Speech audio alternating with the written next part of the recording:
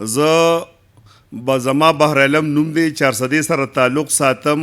بل د اتوار پر ورځ کوم ایټا ټیسټ چې په صوبه کې شوی دی دې کې زما بچی هم ټیسټ ورکړی او هغه دې حالت ته رسېدلی وه چې دا پختې نه دي، دا غوښه کې ننوتی، غوښه کې دلته د 400 کې ډاکټر رشید دی هغه لمروستی وه، نو هغه وایي چې دا ډېرې د ناستې د وجې.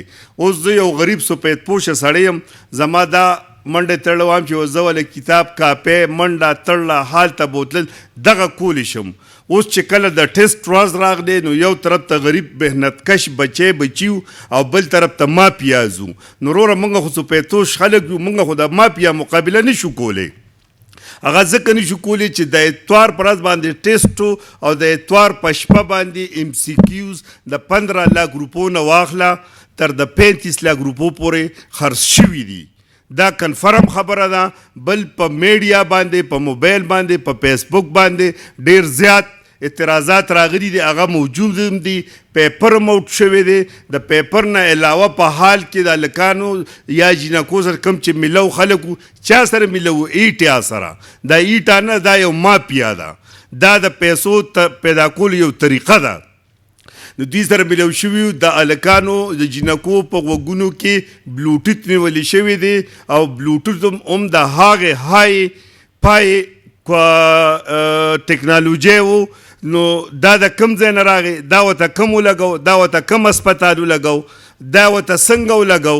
نو اوس زما د حکومت نه، د ګورنر KPK نه، د وزیر اعلی KPK نه ته دا اپیل دی چې د دې خلاف تحقیقات وکړي شي او کم دی کې ملوث د ایټا کسان چې دي له دې قرار واقعي سزا ورکړي شي.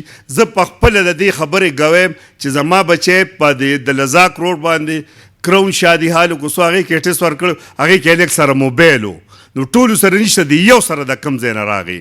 لہذا زمونږ حکومت ته دا اپیل دی چې د دې خلاف تحقیقات وکړي شي او دا ټیسټ ریکنډکټ کړي او د دې وړو د دې غریبانانو محنتکشو پاکستانیانو بچو ازار دی ناخلی که دلته نی الله به درنه د معاشر پرست تپوس کوي، ځکه چې تاسو نه خو یو مافیا جوړه شوې ده او پیسې پیدا کوئ. بل څه دغه زه یو عام ساده زمیندار یم، ما سره دونه معلومات دي. نو ادارې څه شوې؟ دا د څه دپاره ادارې دي؟ دا زما ملک چې خوري، زما ملک یې چې دوی دي چې دوی انصاف نشي ورکولی، بیا د ادارې ختمې کوي.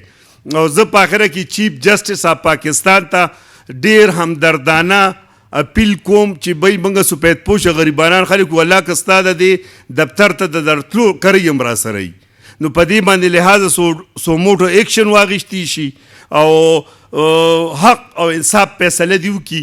الله تعالی به تاسو له اجر درکړي. که دا ونه شو نو زه په دې موبایل باندې خپل نمبر ورکوم، کوم متاثره والدین چې دي هغه دې ما سره رابطه وکړي، د هغې نه پس به موږ دوی سره یو متفق العمل جوړو او زه خو تر د خودسوزۍ پورې تیار یم چې زه به د عدالت مخې ته خودسوزي کوم که ما ته انصاف میلو نه شو، ځکه چې ما سره په کورونو دغه روپۍ نشته.